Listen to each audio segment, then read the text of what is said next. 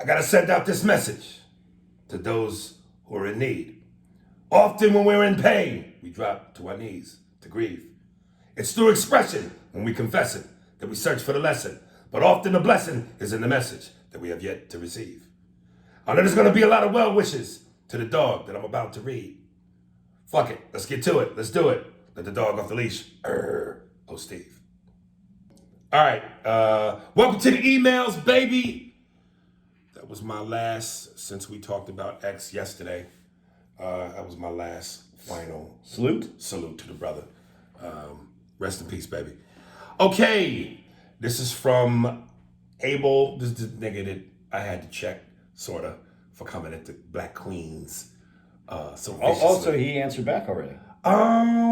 He did, but not to them. This is not. He's not okay. even. I think he gets the message. Yeah.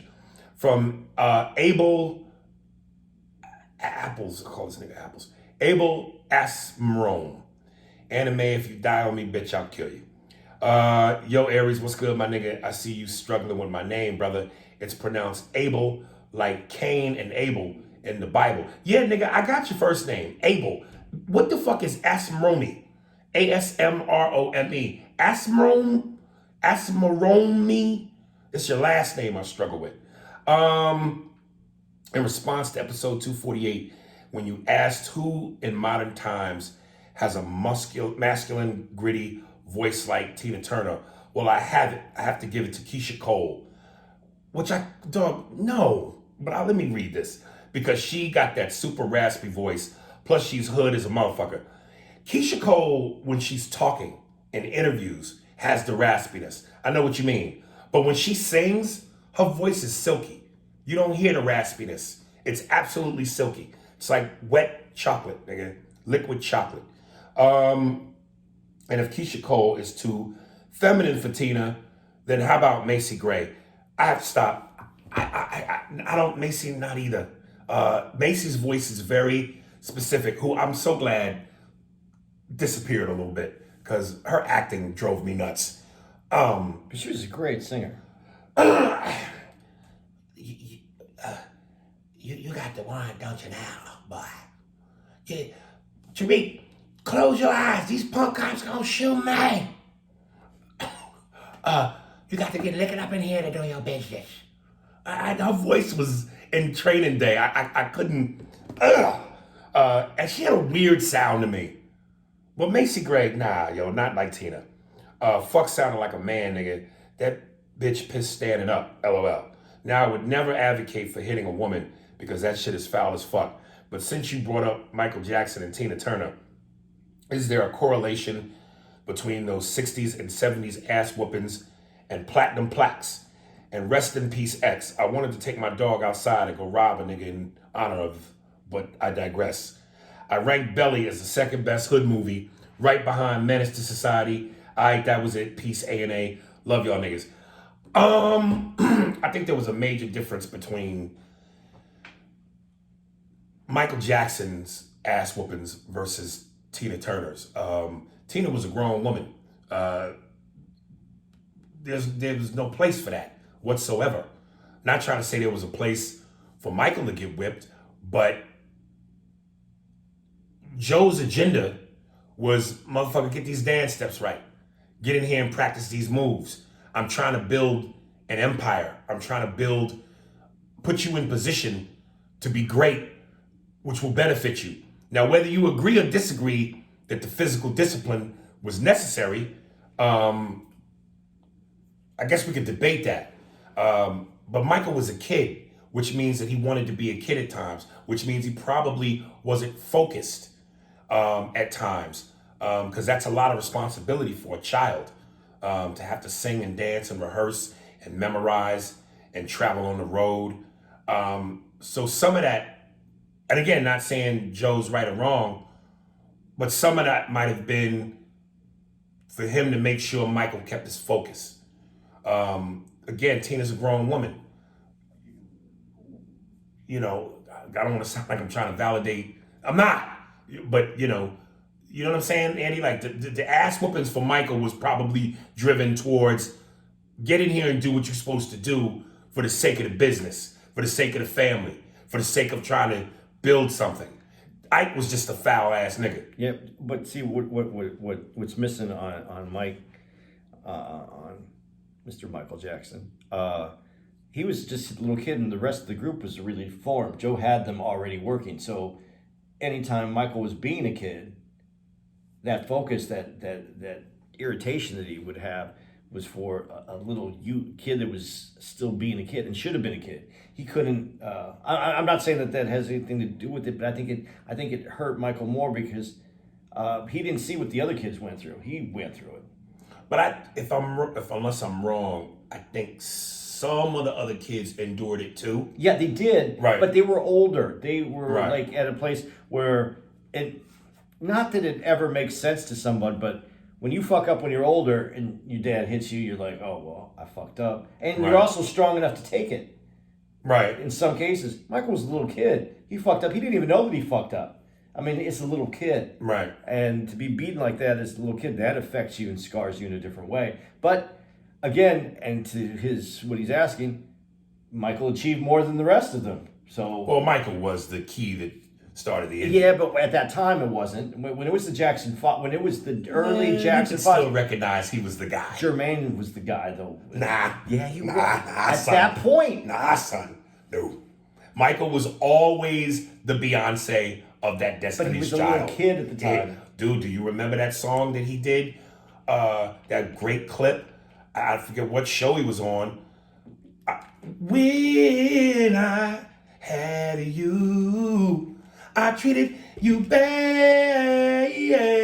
Dude, that you saw right there. The power, the ability, the range. Mike was a motherfucker. There's no denying that, but there wasn't 15 to like 20-year-old girls who were watching the Jackson 5 and going, ooh, my little Michael Jackson's the sexy one. No, Jermaine was the sexy one. He was the star of the show at that time.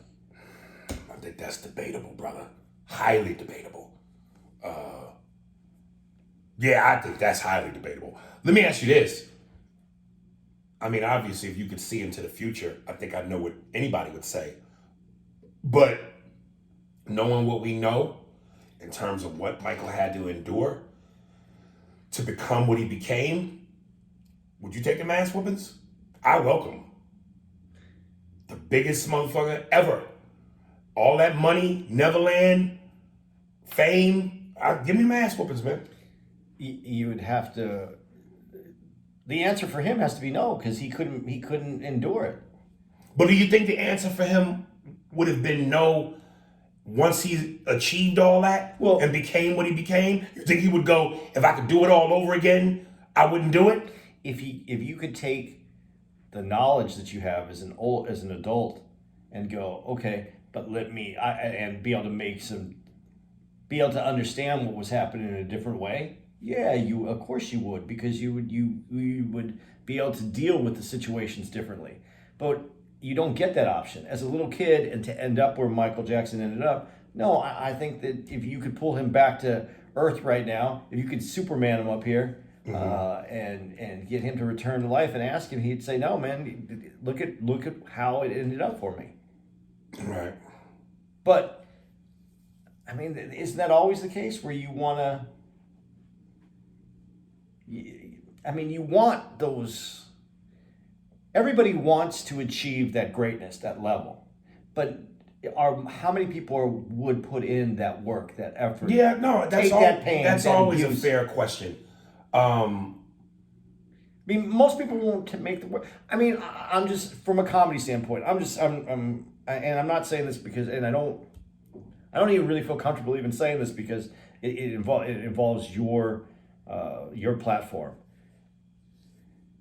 But when we talk about success and being successful, how many people would put in the work that Kevin Hart put in when he was putting in all that work, when he wasn't doing anything else? A lot of people probably wouldn't. And you know a lot of talented comics. There's comics that you know right now that I know that we think are much. I don't want to say it that way either. Funnier. Okay, funnier than Kevin Hart. But how many of those put in the work that Kevin did? That would be willing to put in that kind of work. Listen, I don't want to, and of course it's gonna come off this way. I don't want to sound like I'm hating because I look at the end of the day, I don't know all the X's and O's and for sure all the ingredients to his successful chili recipe. But I think when you got a lot of different cooks in the kitchen helping, Yeah, that's a different point. that But there's adds to it. That might speed up your vaccine. Yes, I agree with what you're saying. Yours, and I don't look at you in that same vein also because people don't realize this about you. You gave up a lot of your younger youth to excel at a certain time in your life. People in their 20s aren't doing what you were doing. Yeah. And I don't think people realize that you gave as much as you got from that. They don't realize what you had to give up to get that as well. Yeah, that's right. Shit.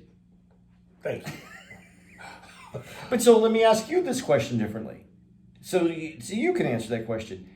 Would you change your growth process and give up that success that you had in the 90s to get more knowledge of what the business is, how the business works, and get success a little later in life instead? Or have the option of getting success, the more success that you want now? No. You wouldn't give that up? No, I just would move different, think different, execute different.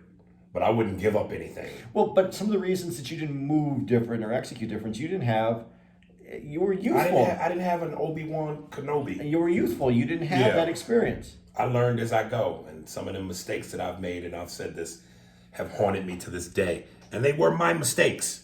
Not all of them. Some you just, you walk down the wrong alley because you don't know no better. But, certainly some of them have been my mistakes. Quick joke. What did Michael Jackson say when his pops hit him with the belt? No. He. Okay. But going back to that, it's hard to say that you know what you know from your life experience, but I don't know that I could say I would go through Michael Jackson's shit to get his success because I don't think that I would have done any better with it than he did. God, you're so humble. I want to do this thing real quick because my man mentioned Belly, which we know we both saw. And I gotta say, you know how I feel, and I've expressed my love for Nas. I think him and Jay-Z, if they were comedians, they would be Biggie and Dave Chappelle. I think Nas is one of the greatest lyricists ever, but also one of the worst actors ever. Nas was horrible in Belly. And the thing about Nas that was funny to me was it seemed like in the movie, he did a lot of voiceovers. And my issue with Nas is he has a very, like you said with Snoop, he has a very specific sound, real breathy, real slow.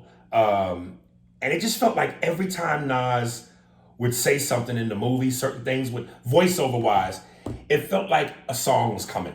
It felt like it was the prelude to a track. So like, cause I remember the big thing in Belly was he was always talking about, and a lot of people kind of felt that it was a little corny. Him talking about Africa, going back to Africa. But this is kind of what it felt like to me when he would do his thing. This is always what it felt like when you heard Nas on the joint. Yo, shit was wild, crazy, kid. Yo, Bonds was wild and son. He killed anybody and everybody. He just didn't give a fuck. That's when I told Keisha, yo, we gotta go back to Africa, yo.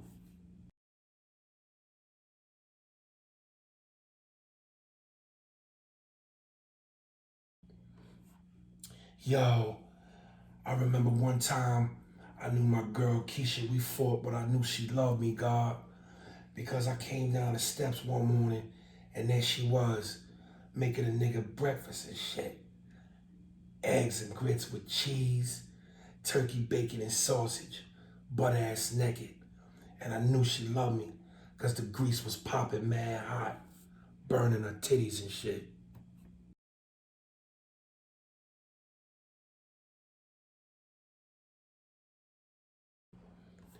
Yo, the block was crazy, kid. Cops started chasing us and shit. Motherfucking, I dropped my crack. Buns dropped his gun. Yo, they chased us all the way to the projects, yo. When I got home, I was shook. I needed to take a shit. So that's what I did. I ain't had nothing on but my Timbs and my gun in my hand. And I took a shit. Yeah, so that's what it sounded like to me. Like, every time that nigga spoke, I was waiting for the track. Did you like that movie? I would have liked it better if my girl wasn't all into the You still stuck on that. Dude, I'm telling you, that was the problem. Right. Okay.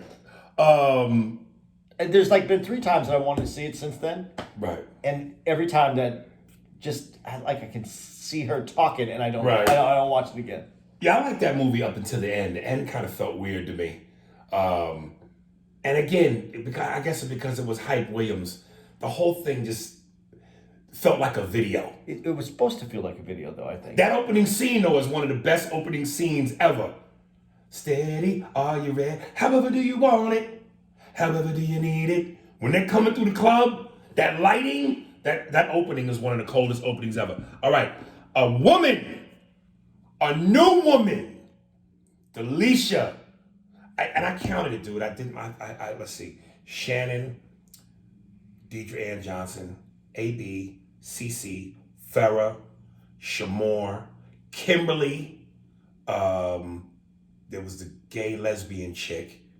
I remember that chick that we was at Charlie Goodnight's. These two, one of the Hispanic girls, she said she was a fan. That's 9. Cree.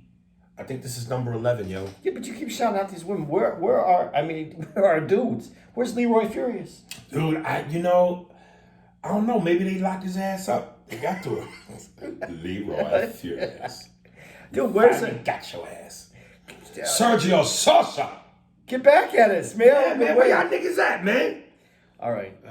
Go ahead and shout out to the ladies. Delisha, first time emailer. My name is Delisha. I hope I'm saying it. Delisha or Delisha? I'm gonna say Delisha. My name is Delisha, and I'm a semi-new listener. I heard about your podcast when you were on Gary Owens' podcast. I love it. I have always been a fan and find you hilarious. You are one of those celebrities that I want to be friends with in real life, LOL. I love the dynamic of you two. I can relate to Andy with how he tries to see the point of view of each side. Has anyone ever pointed out that Andy says Mexicans instead of Mexicans? My mom. I can't even say it. What do you say? Mexicans. Mexicans. Dude, I don't hear it. I don't hear it either that way. My mom points it out all the time if you want to know. All right. Anyway, your podcast reminds me of Family Guy because there are things that absolutely should not be funny, but I find them hilarious. I don't have kids yet, but I can only imagine someone calling my baby a black shiny baby seal. I want to thank you for that because you know how I feel about the beautiful black babies. It's like when I have too much black coffee with no cream and sugar, and I sit on the toilet, and I push, and I push, and I pump out a beautiful black bowling ball from my ass. Then it's the water. That is the black baby in the well water swimming. Yes, Pierre McGuire. I laughed so hard I didn't start at episode 1. So could you please explain where $10 Alada is from?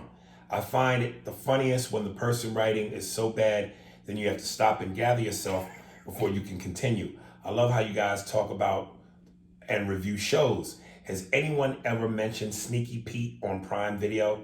It's with Giovanni Ribisi, and he plays a con artist. The cons he comes up with and how quick he is on his feet amaze me. Hopefully I can become a member of the Loyal Ladies Listeners Club and get my own song one day. Aries, are you working on any new impressions? Stay funny. Well, baby, I gotta tell you, Delisha, if you wanna earn a female bitch badge with the rest of our ladies, you have to put in the work. I will not tell you where $10 comes from because that is a shortcut. You must start from episode 1 and put in the work that Farrah and Shamor, aka side seat sitter with the chopper, has put in. All right? I love you, mama, but you got to put in the work. You got to grow with us. You can't just automatically skip the line and get a diploma and a scarf and cap or gown and cap. You got to do what the women did. Have you ever seen Sneaky Pete? No, and I wanted to see it too, and I had. It's one of those shows that just got by me, but I heard it was great. Dude, I downloaded a movie. You have to see, Andy. You have to see it because I know you will enjoy it, and we got to talk about it because the whole time I'm watching this movie, based on what it is, I said, dude, if there was ever a movie for Andy to star in, this is it. The comedy, you would make this movie golden. It's with my man Bob Odenkirk from Let's Call Saul. Or Better Call Saul. Yeah. It's called Nobody. Yeah, I saw the previews for it. You saw it? I didn't see it. I saw the previews. Dude, he plays not the most I'm gonna fuck this up. Non-suspecting dude. He's got Jason Bourne skills. Yeah. But he looks the way he looks. And I just went, dude, I pictured you the whole time in this movie, but your hair is more like it used to be, real froey. Yeah. And with the beard, and you playing his role, and I'm like, this movie would be fucking golden. Bob is one of those guys, though, that's just been around forever and just kills everything he does. And it works because it's not taking itself too seriously, but it ain't an all-out comedy. It's in the middle of a action slash thriller slash comedy. But it's him whooping niggas' asses. Oh, it's fucking great. Yeah, I'm going to have to check it out. I wanted to see it. I just, I ran out of time this week, man. Did you? Yeah, I really did. Okay. I'm going to go back to back with another female. See, we have all female listeners now. Oh, no, just got two. JV Hunt. Another female listener on the podcast, she writes, "What up, A&A? My name is Josie, and I'm another female listener as well as a college student from Maryland. I've been rocking with you guys since 2019. I'm the bald black girl Aries reposted on his Instagram page a while back wearing the $10 a lot of money t-shirt. Did you see that? Yeah. Remember? Yeah. Cool. I emailed back in December 2019 when you guys were debating about people of African descent being black or brown. The email didn't get read on the show, but don't worry, I'm not pulling a Coach Soul crying in bathwater. Aries, it sucks that you weren't able to do the Mike Tyson podcast because we know you're a big fan. I agree with not having expectations with these celebrities as they are human and fuck up just like the rest of us. I have the mindset that I only broadcast things in my life after it's done. Trust me, sweetie, that's one of those things that I'm really learning now. Don't celebrate till it's time to celebrate. And even when it's time to celebrate, don't celebrate. I know you said you didn't really receive negative comments, but overall, that can spare you the negative energy and the public embarrassment if it doesn't work out. You can celebrate, though, but only after it's completed. Hopefully, his people call you back and you can be on the show. I'm no boxing fanatic, but I will tune in if you're a guest. Andy, I appreciate your headstrongness on your opinions. I don't think you should continue to explain yourself. There is such a thing as people having different views, as we can either agree or agree to disagree. I love your optimism. I truly think we need more people like you in the world, and it made me crack up when you said your stepdad does the piss fart and the goddamn. Because sometimes I say fuck shit damn whenever I burp, fart, or shit. Oh, and Aries always talks about his two best friends. Andy, who are your best friends? Anyway, it was cool that Steve did the very own Oh Steve last email episode. It was nice hearing from the man behind this amazing podcast. Shout out Steve for the awesome edits. You guys talk a lot about your parents, and I think it would be dope as fuck if they were guests on your show.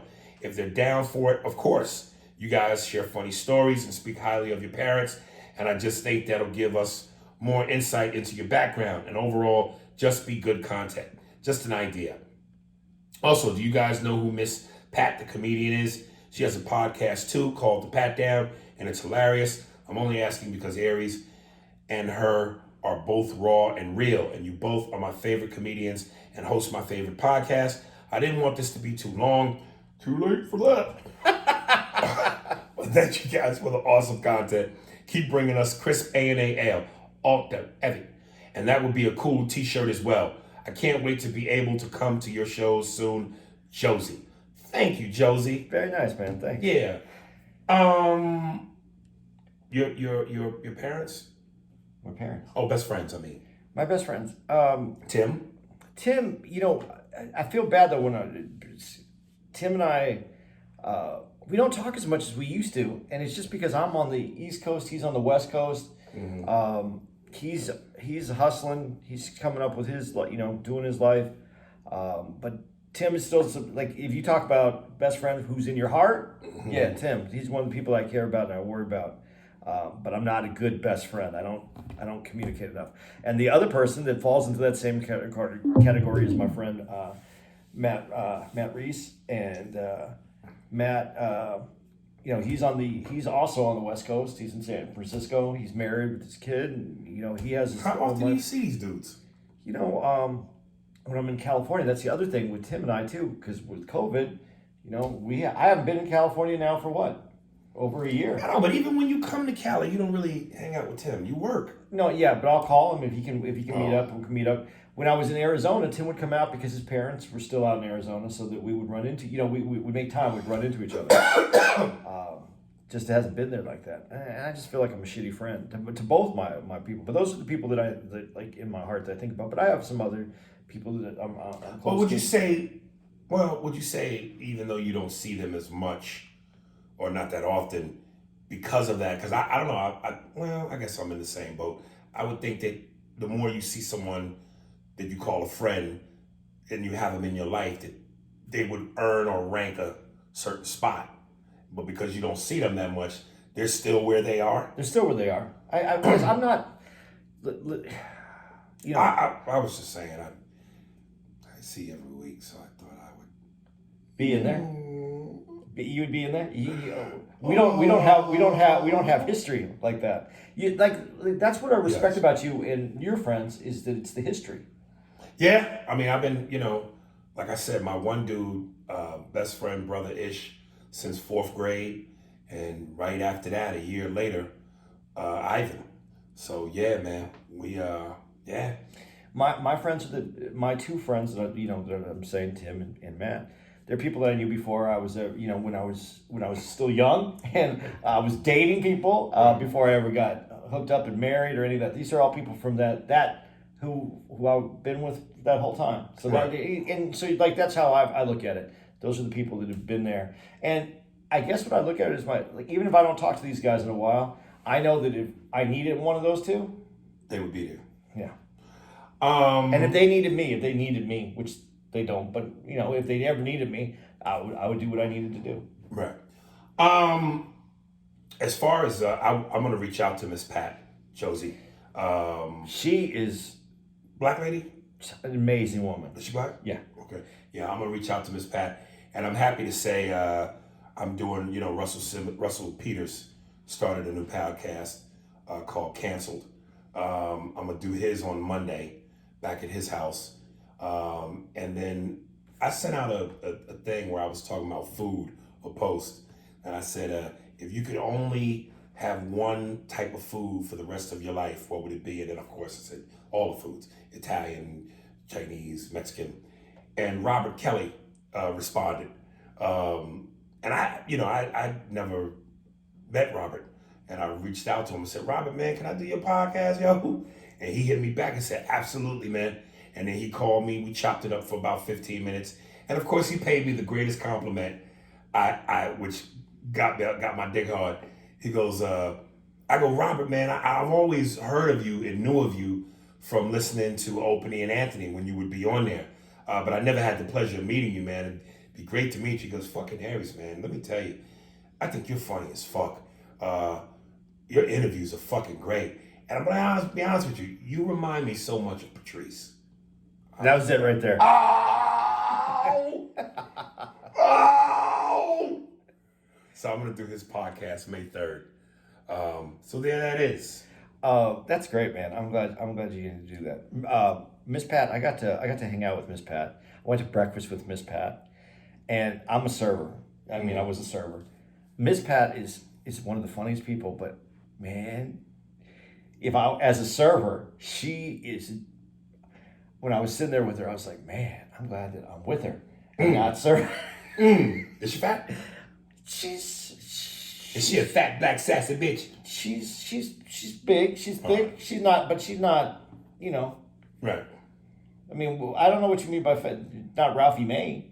No, but you know, She's ham.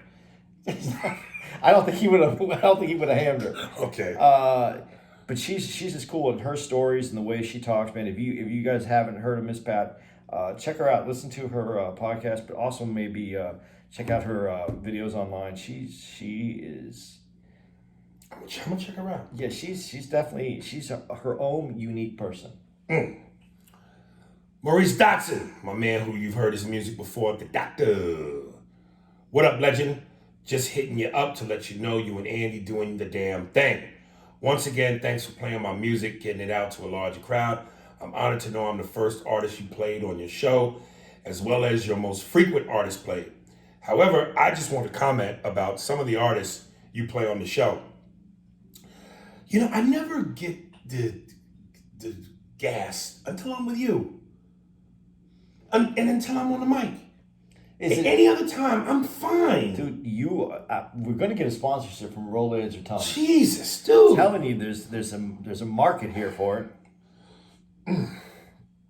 However, this will come on we play the show. Some are truly some platinum potential artists. On the other hand, some are so trash that you would think they were signed to a label called Garbage Bag Productions. Someone just took that on right now. Just went on and grabbed that .com. Right.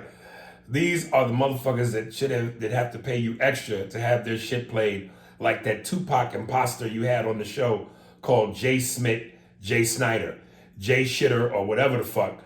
Just some constructive criticism for you, homie. You will not make it in the game impersonating another rapper, especially Tupac. The only one can get away with impersonating another rapper is the nigga that's hosting this podcast show. This dude even went as far as to say death row in his song. Please trust and believe you can get your point across in this rap game without biting off the next man's shit. I don't know which one or which group of friends you fuck with gassed you up to believe it was cool to do that shit. But if you plan on doing music, scratch that off your things to do in the booth. In the booth list, fam. And that's all I'm gonna say about that. Back to you, A. Man, I can't wait till you get your own special. I won't be watching that shit from TV. I'm gonna be up in that bitch front row, pimp. In my opinion, you are better than Kevin Hart. Even thought about being, and you in my top 3 best comedians ever list, fam. Keep doing the damn thing. I got some more heat for you to play at the end of the show. So stay tuned, my G. And to all the fans that I've gained from this show, that DM my Instagram giving me props. Thanks a million to you. It's more where that came from. To his point, he might be right. Because I don't know if you remember these 2 rappers that kind of sounded like Biggie. And one sounded like him more than the other. Shine and Gorilla Black, who I think was out of LA. But Gorilla Black really sounded like Biggie. Shine kind of a little bit, but he had more of his own, what felt like a Jamaican influence. But point being, and I know Shine his career kind of got derailed after that P. Diddy, Jennifer Lopez episode with the shootout in the club. And he hasn't been the same since. And Gorilla Black just came and went. So, Maurice, you might have a point, man. You got to be your own person in rap. Even though today everybody sounds like everybody. You know, all them young niggas sound the same. And that's what is successful. Well, they sound like auto-tune. Well, auto-tune is part of it. Yeah. But they all still got that same rhythm and cadence. Yes. And some people have commented about the people that they don't like or that they don't feel are good. Eric Venable. Man, how you know someone? You need all the ends of the spectrum so you can show people, so that you can feel what that spectrum is. Do you know what I mean? Yeah. If you don't have the low, then you don't get to feel the high. Listen, I was never an American Idol watcher when it got down to seriousness. When they would do the auditions, I was faithful.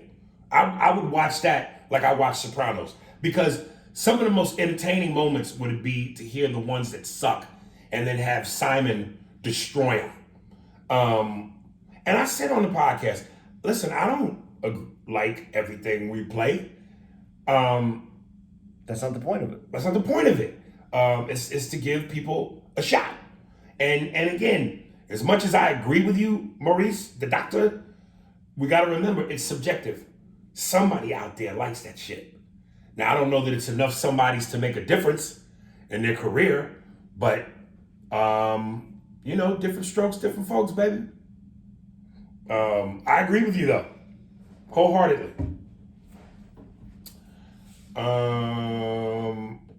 Chris in Color, first time podcast emailer, like a virgin, ooh, touch for the very first time, like a virgin, heartbeat next to mine.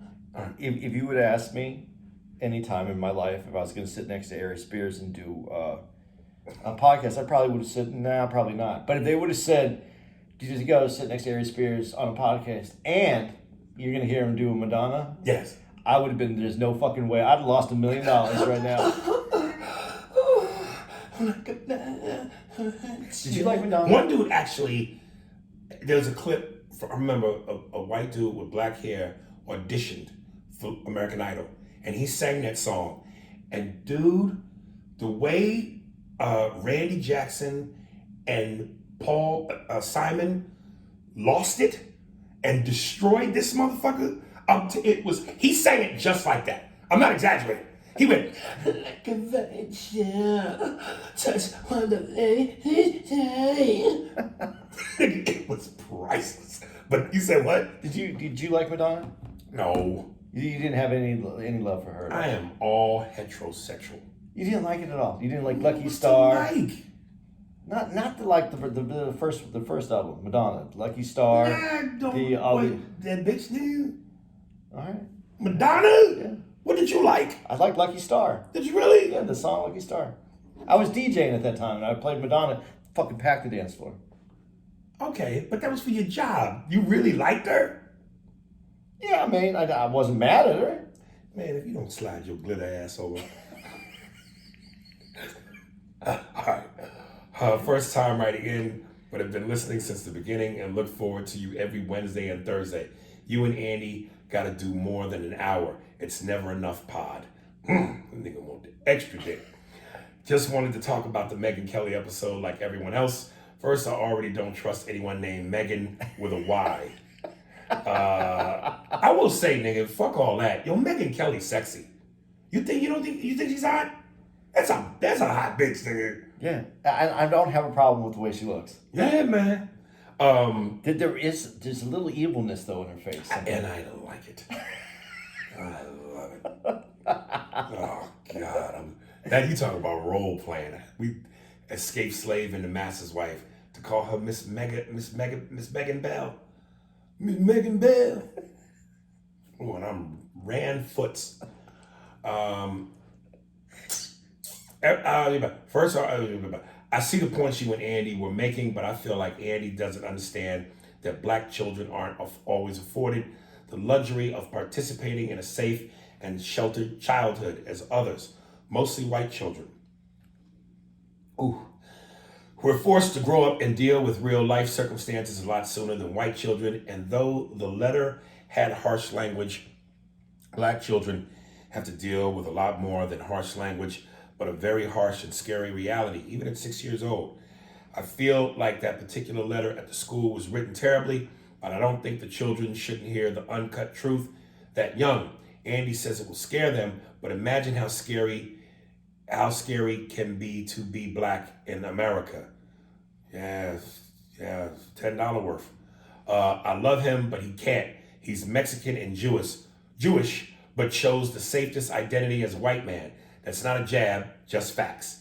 A white girl told me when we were in third grade that you're black because your parents left you in the oven too long. Their parents don't sugarcoat the racism, so why sugarcoat the reality that their classmates have to live with? If you're scared, go to church. Love both of y'all and listen religiously. I hope y'all can come back to Tommy T's out here in the Bay again soon since San Jose was hating. Chris. Me? Yeah, nigga, you. Yeah, I think on the last podcast that we did, I addressed that I listened to it and I heard that part that I missed that you just said. Yeah, that black children aren't always afforded that luxury because of the reality. And I like how you said being black in America. You know, the more I read, the more that I learn. I don't think it's being black anywhere is the easiest the job to grow up in that. There's extra that comes with it, and understanding that also gets me to understand what you just said. And yeah, I understand that point. My point has to do more with intellectual level, but I really do understand what you're saying right there. The part about me choosing white is actually kind of has to do with also what you just said, though, about what the white kid said to you that you were left in the oven too long. I had, I've been told by my Mexican side, my Mexican heritage, that I wasn't left in the oven long enough. So, to that point, I didn't choose it. It's just how I try to say how I want. Do you want to go in the oven? Yeah. Yeah. That's the other part of that. So that's where I said it kind of was put on me that way. Who I am and how I feel about life and humanity, I don't think that our color should define us, but I understand your point. But it's everything I'm against. My humanity, the humanity that I feel to people, is how I define people, and so this is a conversation that would take me hours to have with someone. Well, remember the girl who wrote in said you don't always have to explain yourself. Yeah, so that's why I'm saying I can't go any further there. But I guess what I should have said and made this a lot shorter is I understood every point that you made, and they're all valid. Here. It's from our girl A.B. Pussy Powers Unite. Hello to my favorite A's. I'm going to get on my hot tep shit and give a shout out to all the ladies who listen weekly to this podcast. Much love to Shamor, who expressed her concerns about responses towards the ladies because the audience is primarily male. With that said, and she writes, hey, Sister Queen Farrah, keep enjoying your pink penis. As I have said before, it's not for me, but I don't have any thoughts, feelings, or opinions for those who date outside of their race. Love whomever you want to love. I gotta say, pink penis just sounds so grotesque. Not to say that brown penis is an option, but pink penis, nigga,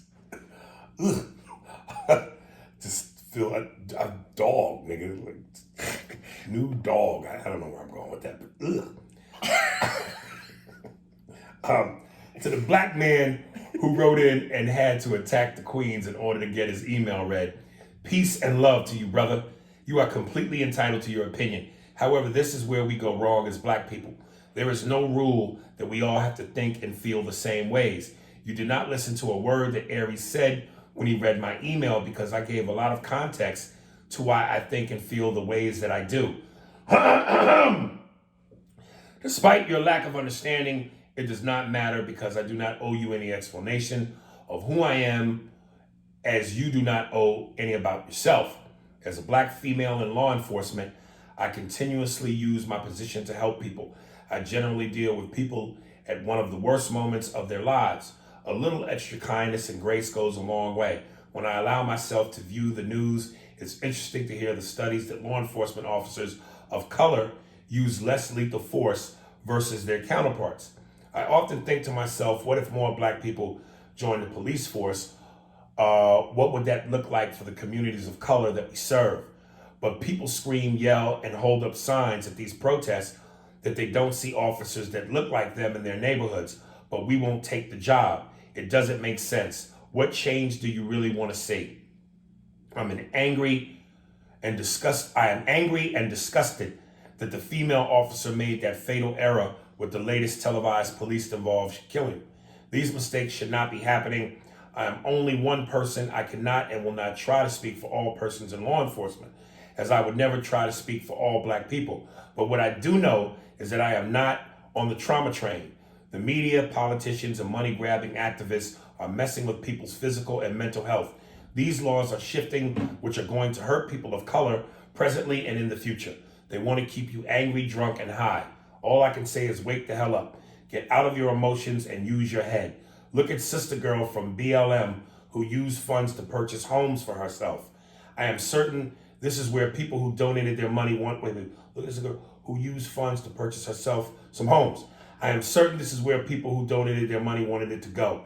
She is the new and improved female version of Sharpton and Crump. Shake my head. Much love. Always, AB. Yeah, baby. I'm not sure I agree with what you say when you go, black people, there should be more black cops in our neighborhoods, but black people won't take the job. I hear what you mean, but I think that's a shitty position where we have to feel like we have to be cops, especially if we don't want to be, just so we get treated properly. Like if that's supposed to be a solution to the problem. Yo, y'all gotta become cops. That's not fair. What do you mean? I'm not going to let you say that after that. Okay, why? Because if in all other categories, if you want fairness, where if there's not enough black coaches, there's not enough black CEOs, there's not enough black, then in that same vein, you have to put that same number in. There, you have to have okay, it. but that's not the same thing, because coaches and all those other people you name aren't killing people. No, but they're affecting every community. That community. But you being the guy who always goes kumbaya, life should be a certain way. Our tax dollars especially pay the cops to protect and serve. We shouldn't have to become cops to be treated right by our own, because we got black cops in black neighborhoods. Those white cops took an oath, and they're supposed to treat us properly and with respect and not kill us based on that oath and do their job properly. We shouldn't have to go, the answer to us not becoming killed or treated improperly is we should become cops. If we don't want to become cops. I agree with what you're saying, what you expressed right now, about who should protect and serve, and it should be equal that way. But the fact is, as you bring more people and more culture into it, the understanding changes. Because the problem isn't just the color, it's the culture and not understanding people from a different culture. And the only way that happens is when that having more black people in law enforcement. Listen, when I say that, I'm not talking about just black people enforcing the law in a black community. I would like to see black officers in regular white communities policing, because culturally, I think we miss. I don't think that we understand each other culturally. We don't have to understand each other culturally to treat each other the way we're supposed respectfully, to treat. yeah. Yes. But if you, let me just give you this example. This is an example that's way out on a limb to say this. But there's things that you do in certain cultures that maybe seem aggressive in another culture. Like I think I heard a long time ago. I don't know. Give me an example. That's what I'm gonna say. I don't know if this is true. In the Asian culture, a smile, like a big smile, is aggressive. That's why Asians. That's why Asians are very stoic when they meet people and introduce. They don't. What the fuck could a big smile mean? That's not important. What's important is culturally there's differences. As our cultures blend and we start to learn each other a little bit differently and respect each other a little differently because we understand it instead of just being who we are. Okay, but what would you say is the culture about us that cops don't understand, which gives them reason to act like fools? Oh, I don't. don't give them that. So that point is moot. No, but as you add more to any mix, it changes. Remember when you said a while ago, whenever you say something, there should be a ding when you're gonna get letters? Yeah. Ding. I don't know that I'm going to get letters. I mean, I do. I just think that more black people in law enforcement is a good thing. That's all I'm saying. I'm not trying to say it any other. Maybe I'm not saying it. I think anybody in law enforcement is a good thing because it stops crime. But we're not talking about that. We're talking about specifically her saying that black people are bitching about the police. So the answer to that is become police so that we can work in our own neighborhoods and ensure our own safety. When I'm saying that shouldn't have to be an option. No, but I think that if there was if more black people were involved in law enforcement, and I didn't have. And what about the black people that are involved in law enforcement that won't break down the blue wall of silence? They're just as bad. But that's why, and this is going to go into a different direction. This defunding the police really means restructuring the police. Has to happen because this isn't the policing that should be happening. And then here's this. DL posted a video about a black woman, I forget where, Buffalo, New York, who was a cop. And her white racist partner. She stopped him. Yeah. She got fired. He eventually was arrested and served 4 months in jail, but still got to keep his pension. They fired her, I think she was about a year away from receiving her pension. And the only reason why it got turned around was because she took it to court and a judge felt obviously she was done wrong and he put her in position to get her pension. But she got fired, lost her job, was in threat of losing her pension. Meanwhile, the racist white cop was only arrested for 4 months and got to keep his pension. Again, that's a problem, but that's why. So when you say black people become cops, unless the system is changed, that is not necessarily an answer. But the system changes. I think the system is easier to change when you have more people in it that need the change, that see the change, that have to be part of the change. You're not going to get rid of racist white cops by not having more people of other ethnic groups entering the police department. But again, there are black cops who work with white cops who are racist and don't do a fucking thing. I can't speak on that. All I can say is that I feel like it would be better when I see these situations, not even the fucking right word. When I see horrible shit happening and you see cops and you look at the makeup of the police department that shows up for an event, a killing, and it's all white and there's no one else there, I'm like, and it's not like it's like two cops. It's not like two cops showed up. When there's honestly, there was like 8 cops. No one of color? I don't, representation's important. You say, you talk about Obama, representation's important. I think it's important also on the police force. Yeah, but I would say in the sense of the police force, representation is useless unless it's used correctly. Unless it's used to our advantage. Okay. And too many times there are black cops who are doing the representation part, but then they're not doing the part in terms of where we benefit from it. Well, I think that is part of what would have to change, but I think that it changes and it affects it and it betters the police department. I think any time that you make things multicultural, that it benefits. Especially this is what this country was supposed to be. I think black cops are just as scared as black people. Do you think if there was a majority? Do you think if there was if more black cops were to join the force, that the fear would go down as you have more and more people that would rise to power, and then it wouldn't be the same way? I don't know, because those cops, when you talk about position of power, there's someone above them. So unless we get black representation in power positions... But you're not going to get it unless you enter that force. It's not going to fix the problem tomorrow. How long have we had black cops since cops were ever around? And what's changed? There were black cops in the 60s, black cops in the 50s. What changed? Dude, if you really want to break it down, there was black cops when the slave patrol was happening back in. Okay, so what changed? Culturally, I think that it would affect where we are today. It would have a positive effect. I could be like you say, wrong. unless there are black people in position, like judges, and because I forget what they called the law that they wrote into effect behind that black woman, but there was basically a law that says that if a black you have to aid, you have to help. Yeah, and if you don't, you could aid and help without fear of losing your job or retribution.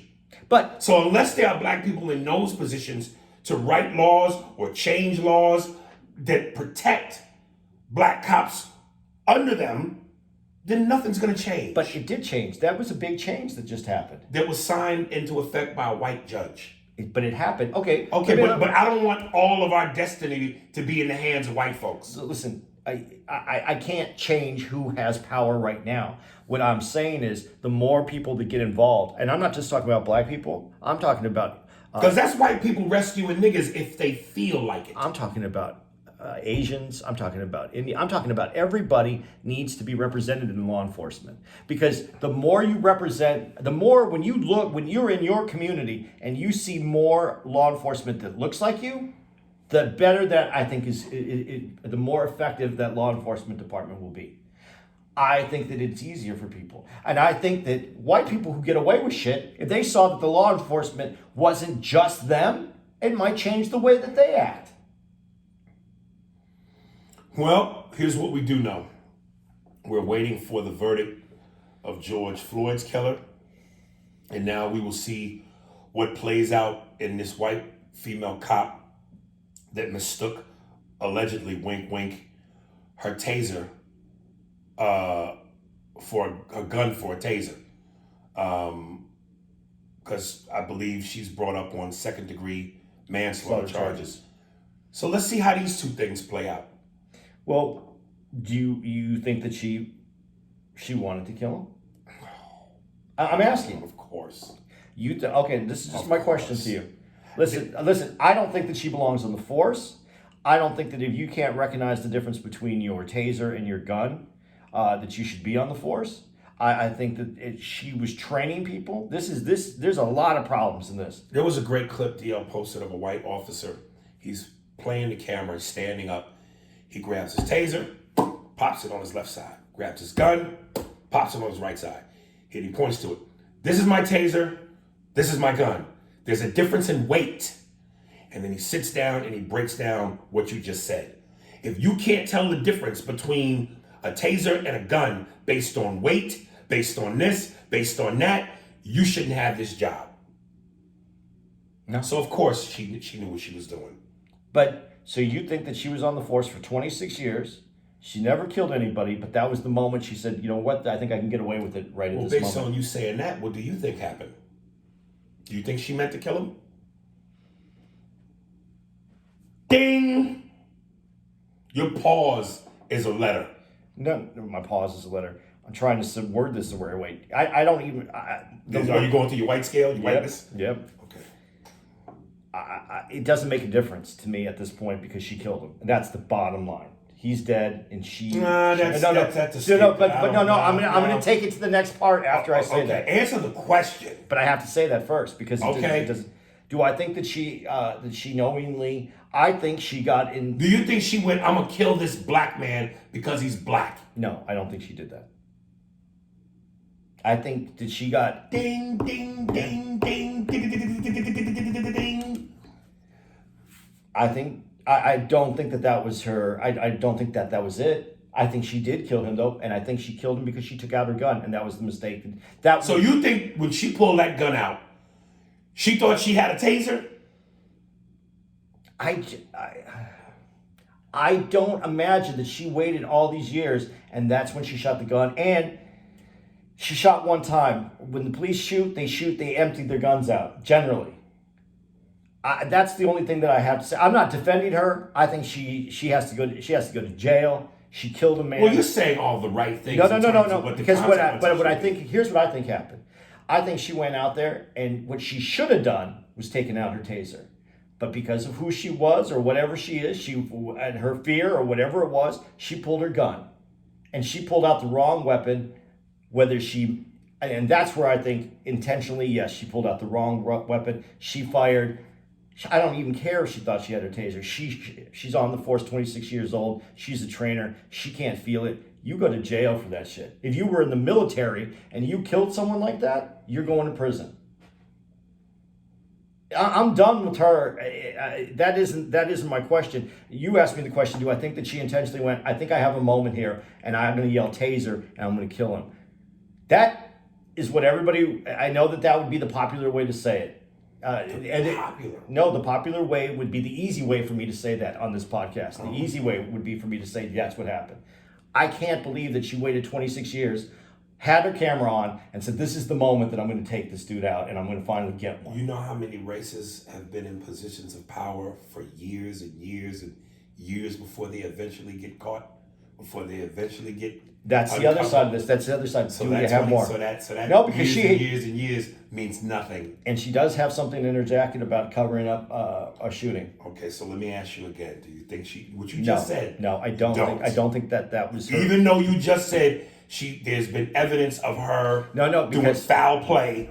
She told two officers that were involved in the shooting to go home, turn off their. And so the other thing is, from what I understand, and I don't have all the information on this one. Based on the information you have right now, you're saying she did what? What I heard was that she told two officers that were involved in the shooting, turn off your cameras, go home, don't speak to each other, which are the things that you should say. That's why I don't understand where the problem was, because they're not supposed to talk to each other, because if they do, that's them setting up. So she didn't do anything illegal or immoral? I don't know any more than what I just told you. No, that part. Is that illegal or immoral? That shouldn't be either. You would tell those guys to go home and not to talk to each other, because if to turn off the cameras? On your way out, yeah, you're not supposed to leave your camera on when you're leaving. Turn off your camera, because what are you going to do when you're in your car? You're going to talk. You're going to say things. You're going to talk about what happened. That's not going to. I would say that if I was in a position, I would say, yeah, you turn off your camera, you go home, and you don't talk to the other person, because that's how you make up. You talk to the other person. Well, say this, and I said this, and that's what happened. Then you come up with your stories together. She told them not to talk to each other. That's what but I don't know any more than that. That's all I got out of what I was able to find out. I have other stuff here. I didn't want to make this a whole podcast. No, we can get off it. I would like to have this conversation, because I have numbers on shootings and everything that we talked about. How many Hispanics are shot? Because we had that conversation. Continued. So I have that for you, because you wanted that information, and I have all that now. I don't trust white numbers. Do you use black ink on white paper? Yeah, nigga. You wouldn't do black paper with white numbers on it. I got you. Last one, Alan Camacho, pod email number 6. Yo, man, I'd like to start this email by saying rest in peace, Earl Simmons, a.k.a. DMX.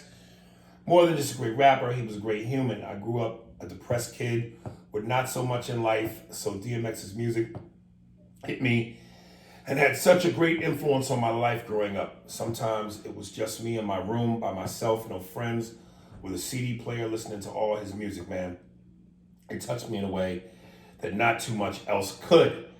I felt like I wasn't alone. The pain and struggle he spoke about was something I could relate to. When I heard he had finally passed, I cried, man. This one hit hard, but then I thought maybe X is finally at peace. Maybe there's no more pain. I don't know, man, but he'll forever live on with the art he left to this world. I just want to say condolences to his family and kids. Long live DM motherfucking X. Yeah, man. Yeah, brother, I feel you. We all in grievance, my guy.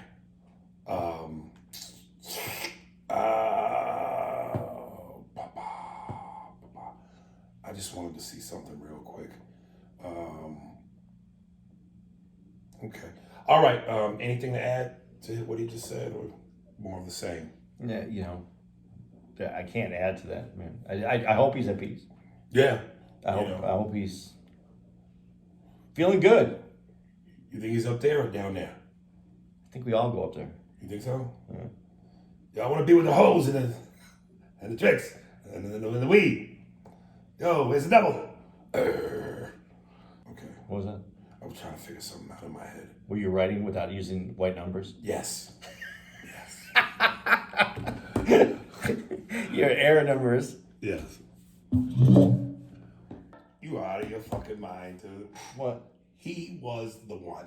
No, Fuck. obviously he was the one. Tito and all them other niggas. But he was the little was kid at one point. Right, and that showed And you who he was he sang like a man. Yeah, but you know what really kills me about that? It's just when you're gifted. When you're gifted, when God, I mean, Yeah. and when you people don't believe in God, And that, what you say, yes. When I see that, I go, God's gotta exist. when someone What the fuck is that? that's gifts. But then I read the paper and I see the opposite of that and go, can't be a God, man. 4-year-old raped and murdered by a sick, sadistic fuck? Come on, man.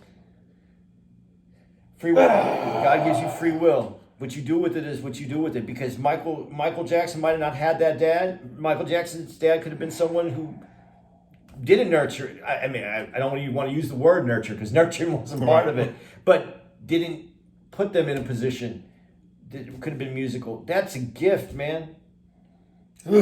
That's a gift. And I don't know how old he was then, but to have that ability at that age, power, range.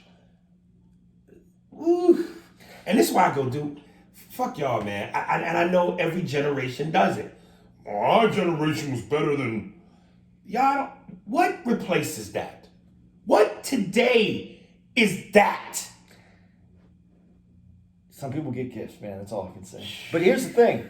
You still have to, when I said that about doing something with it, you have to do something. Because the best swimmer in the world can be living in the middle of the desert. And unless you take your gifts to where it's going to work for you.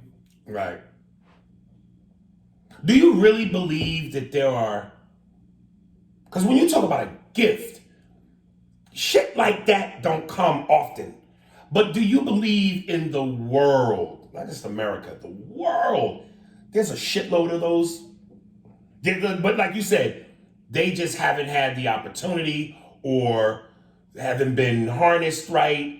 The best swimmer in the world could be living in the desert right now and don't even realize that they have that ability to be the best. It's about figuring it out. This is why we all go through the journey. This is why God gives you the free will. Some people, turn out to be fucking pieces of shit. Other people do something with it, and other people, we just accept the place that we are. It's like that great line by Jadakiss in his song, Why? When he goes, why's a nigga up north better than Jordan that didn't get that break? So it's like, Michael Jordan is a gift, like Michael. But are there other Michael Jordans in the world that just didn't get the break? But don't forget, too, maybe there is somebody better than Jordan, but maybe they couldn't play in a team sport where they had to listen to a coach and they had to play a game in a way that made sense for the rest of the team. They said Len Bias was better than Jordan. Len Bias. But, you know what I mean? Yeah. Look how that played out. But and that was his own doing. You know what, though? And this is the thing, though. Len Bias, we don't know. I don't know.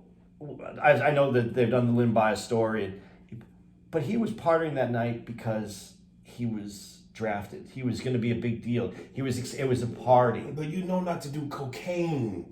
And as an athlete, a world-class athlete who's entering the NBA, professional sports where you could make millions and change your life and your family's life, you don't do cocaine. But Jordan said on The Last Dance, when he walked in the room and he saw lines and weed and girls, I'm out of here. But you're a kid, and whatever sets you up to have all those gifts, all that talent, it has to all work together. It has to come together. So, like you said, there's probably better players than Jordan, but it doesn't all come together. It has to come together. If you're the best swimmer and you live in the desert, it's not coming together. Right. Michael Jackson, as much as you say about Joe and who Joe was, without Joe, does it come together? That's what I'm saying. Yeah. When it came to the Beatles, I know it sounds, because you hear beaten and kid, it's frowned upon, it's abuse. But if that was what was necessary to maintain the focus for the bigger picture, it's the price you pay. But when you have that talent, maybe the beatings weren't necessary. Maybe there was a different way to do it. Maybe that's what Joe missed. Well, you might be right. You might be right. And you know, look. Because if it all came together properly, he'd still be here. Who, Michael? Yeah. If everything came together properly. But why you say that he'd still be here? Because he was, he was running away. When you do what he did to take those, he was addicted to propofol. Propofol, it gives you a euphoric feeling, and when you come out of it, you feel you have moments of where you have no So you mean the beatings were long-term effects on his psyche, and maybe yeah. Right. Without that, without that part of his life, but maybe he also doesn't become the great figure that he was, because if he wasn't focused, or if he didn't have that, his father didn't instill that you must do this. I mean, I never heard Jordan's father say he beat him and Jordan had the focus. Yeah, but Jordan also was so driven himself. He was so driven and wanting to always beat. He always tells that story about how his brother Larry used to beat him, and it would drive him crazy. And he knew he wouldn't be good till he beat his older brother Larry. So he always had that, oh, you cut me from the high school team? Watch this. Michael was, Michael had all of his older brothers that given a different opportunity, maybe they could have used his brothers as his direction, his way of getting to that focus and getting to be who he is. I can't say that. I wasn't there. Neither were you. We know what we got, and we know that it didn't give Michael Jackson the best life. But he had all that gift. Yeah. Yeah, I challenge y'all. Who today fucks with that? I'm telling you, man, we come from the best generation, dude. And me and you come from that generation where, look, ass whoopings wasn't seen as... It wasn't abuse. It wasn't abuse. It was... Spare the rod. What was spare the rod? Something to the child. I forgot how it goes. There was a saying, yeah, spare the rod, something with the child. They basically were saying you got to give him a little bit of a... Yeah, and we know what abuse is. We know what real abuse is. Somebody I remember posted something where they said something about, look, I think the ass whooping generation has done better than this non-ass whooping generation. These coddling kids and and all this, child services, and you can't touch your kids and it's abuse. This generation is lacking something because their asses wasn't touched by that leather. That I think when we had our asses touched, we were better. You might want to rephrase it a little bit.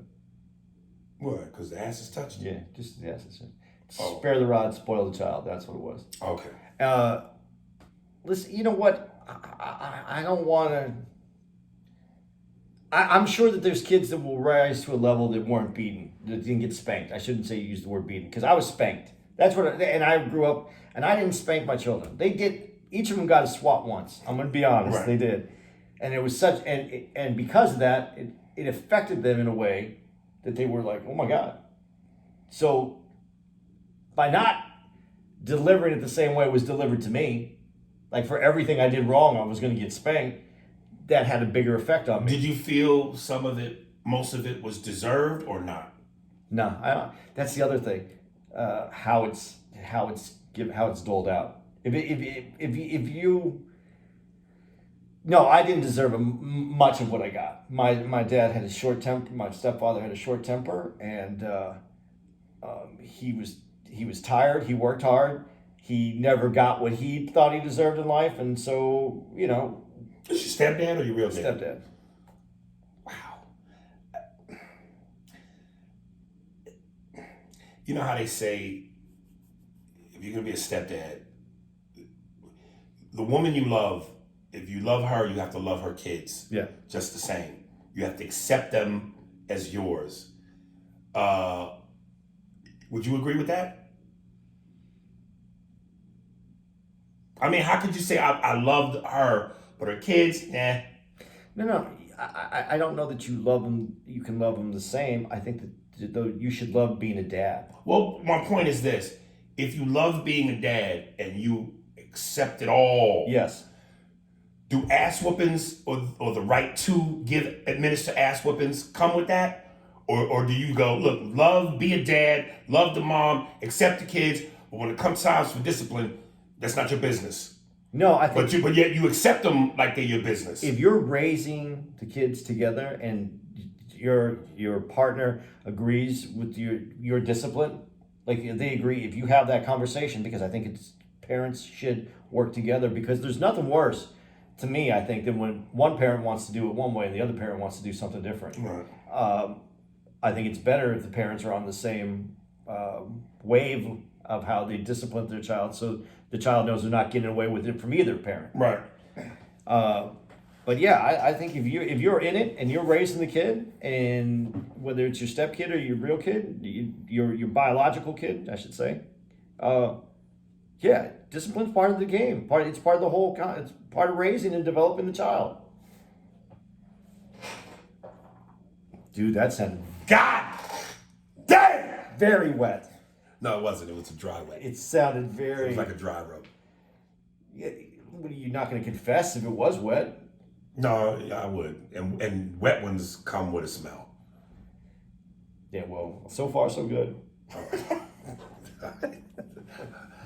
Behavior is the name of the artist. And this is one of them motherfuckers that did not pay attention, because he gave me his real name. Well, I don't know if it's real, but Behavior. But he didn't give me any of his socials.